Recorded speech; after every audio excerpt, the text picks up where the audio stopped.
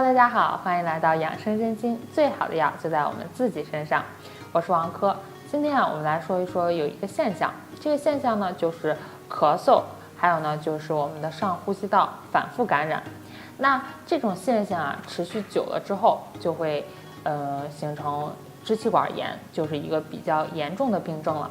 那今天呢跟大家分享一个穴位。按揉这里可以从初期就可以缓解我们的这个症状，避免到严重的支气管炎。那这个穴位呢，就是我们的中府穴，在这里。中府属手太阴肺经的募穴，手太阴肺经之脉起于中焦，穴为中气之所聚，脾、胃、肺合气于此穴，故名中府。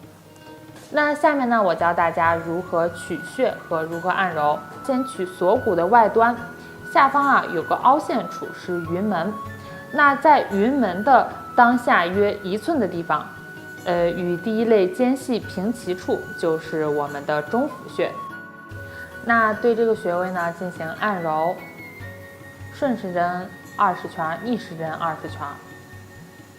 那我们一定要轻轻的按揉，按揉的时候呢，可能会感觉有一点点胸闷的感觉。那经常按揉呢，可以缓解我们的长期咳嗽，还有就是上呼吸道的反复感染这种症状。那中府穴呢，有清泻肺热、止咳平喘的功效。